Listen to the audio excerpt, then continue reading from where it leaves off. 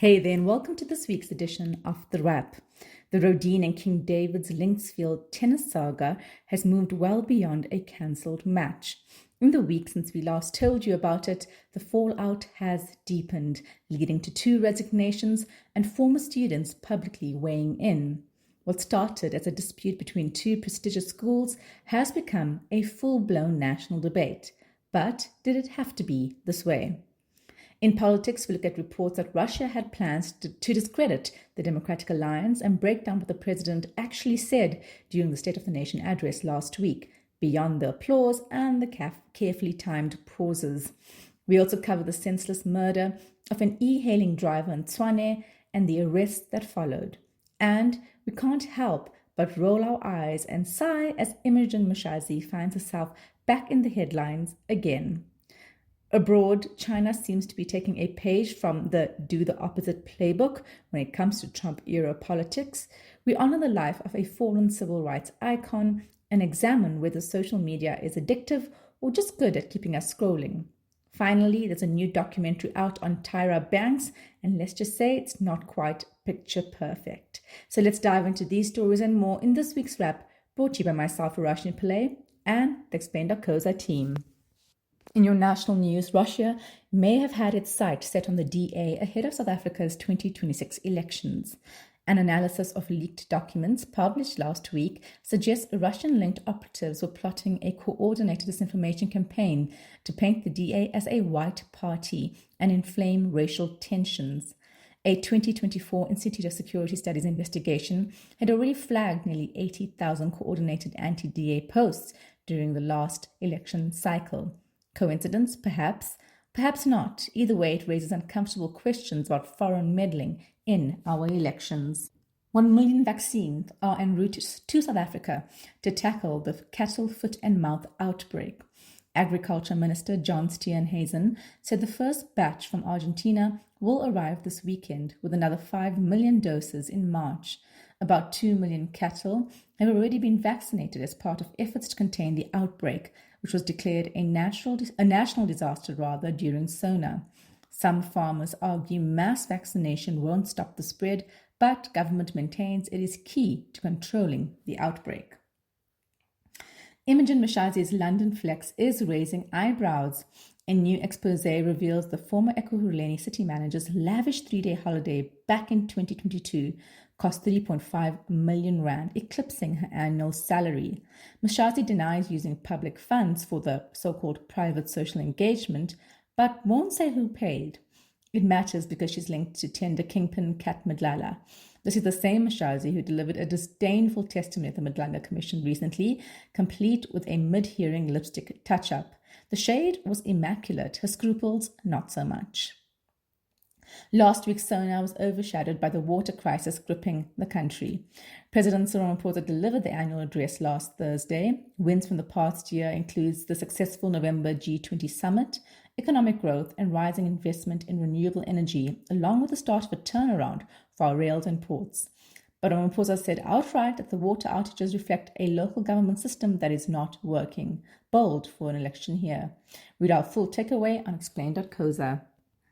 The Proteas are in the Super 8 of the ICC T20 World Cup 2026. It's the second phase where the top 8 teams move into a tighter mini-league from Saturday, 3 games each with only 4 spots in the semi-finals up for grabs. South Africa qualified before playing their final Group D match, thanks to Afghanistan beating the UAE. They still finished 4 from 4, sealing it with a 6-wicket win in New Delhi. Next hosts India on Sunday, a 2024 final rematch, hopefully without the nail-biting finish. In your international news, social media giants are facing a US jury over claims they built addiction machines for children. A 20-year-old woman says years on Instagram and YouTube left her depressed with body dysmorphia. Her parents say platforms kept users hooked, sparking comparisons to big tobacco in the 90s. TikTok and Snapchat have settled, but Meta and YouTube remain on trial, with more than 40 US states pursuing similar lawsuits. Mark Zuckerberg pushed back in court on Wednesday, but we all know his track record. Finally, a reckoning. As the US keeps hitting countries with steep tariffs, China is moving in the other direction. President Xi Jinping announced on Saturday that Beijing will scrap import tariffs for 53 African countries starting on 1st of May, up from 33 African countries previously. That's everyone on the continent except Eswatini, which recognizes Taiwan, a stance China is notoriously salty about. Meanwhile, a new study by the New York Fed shows US consumers and businesses bore 94% of the costs of Trump's infamous tariffs in the first 8 months of 2025. An expose of America's Next Top Model dropped on Monday, and it does not look good. The docuseries revisits the noughties reality juggernaut and its toxic underbelly, body shaming, humiliating challenges, and one contestant alleging she was too drunk to consent while cameras rolled.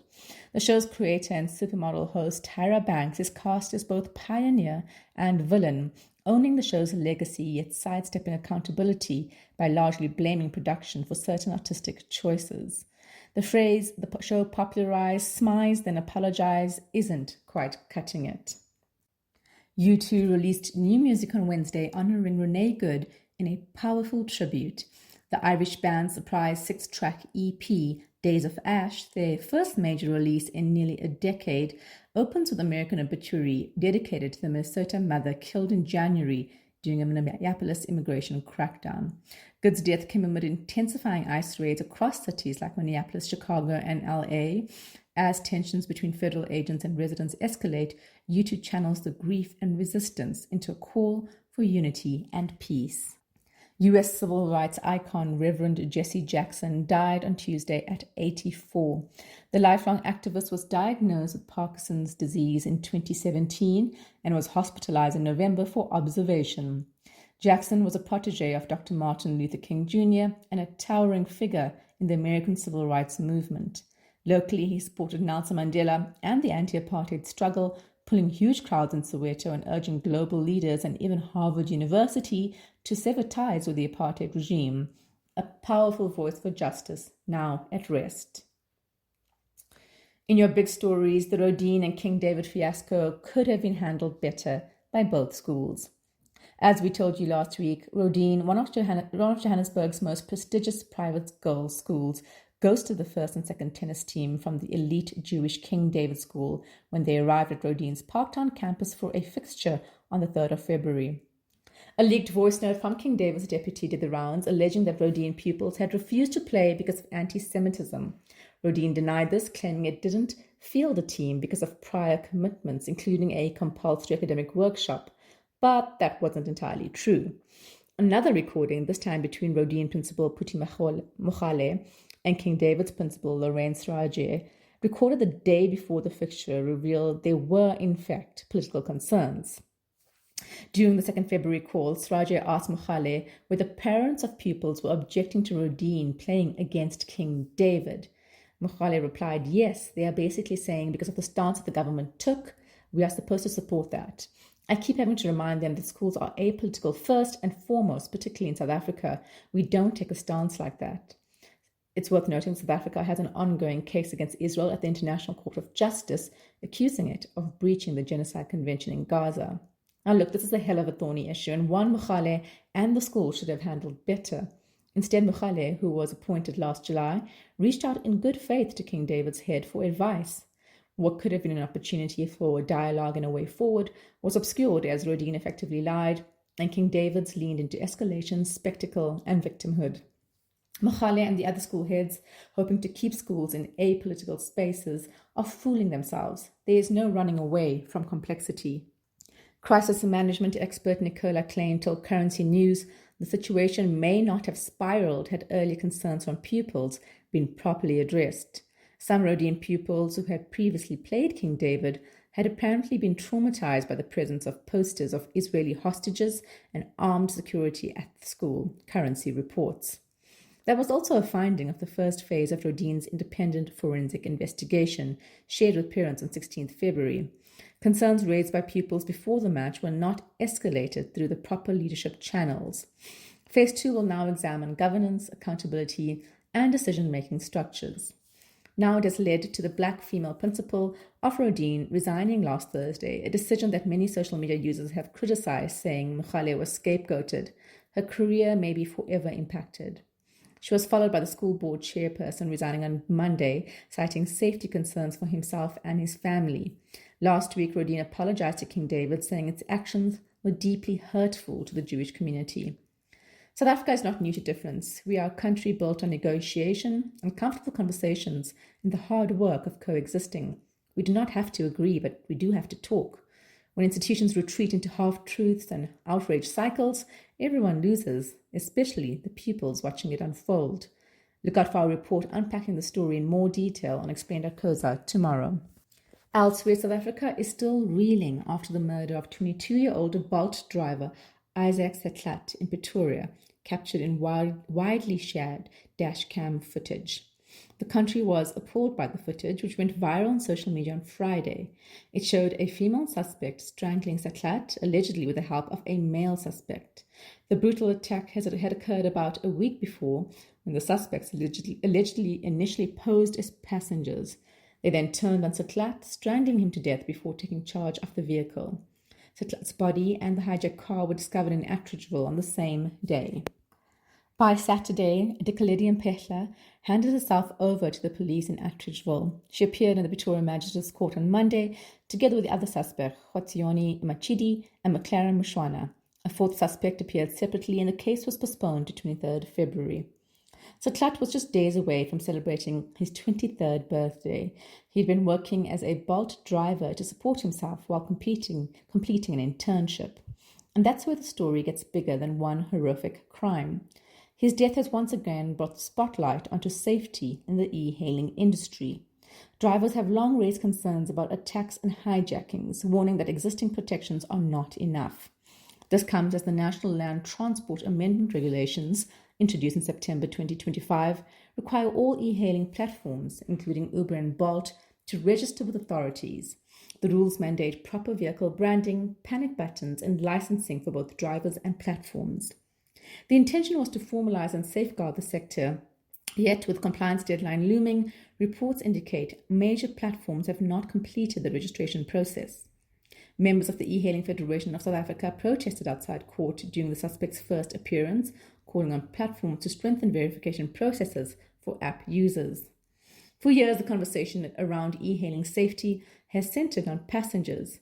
Setlat's murder is a stark reminder that drivers too remain vulnerable and that regulation without enforcement offers little comfort. Whether platforms act decisively now may determine the future stability of South Africa's e-hailing industry.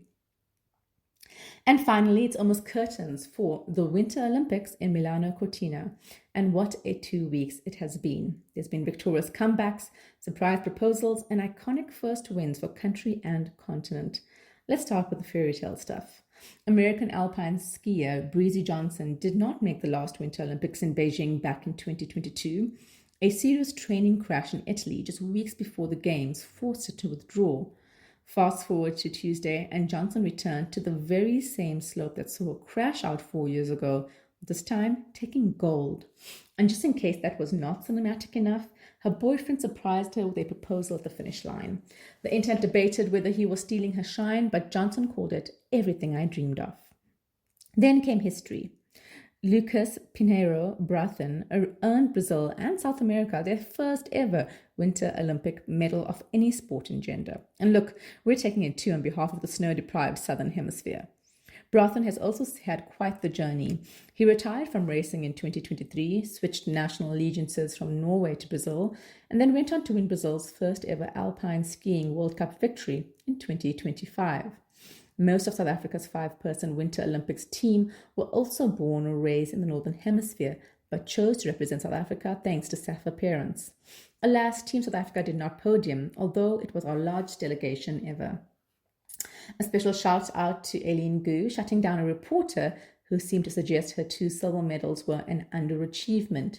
The San Francisco-born skier, who represents China internationally, entered the Games with tons of pressure after winning 2 gold medals and a silver at the 2022 Olympics. The 2 silver medals she added to her collection in these Games make her the most decorated female freestyle skier in Olympic history. But during a press conference, a reporter asked, "Do you see these as 2 silver gained or 2 golds lost?" Gu wasted no time in answering with a perfect response, saying, "I'm the most decorated female free skier in history." I think that's an answer in and of itself.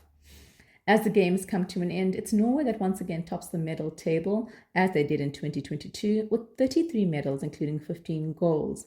And maybe it's that home ground advantage, but Italy is currently sitting second on the table with 9 golds and 26 medals.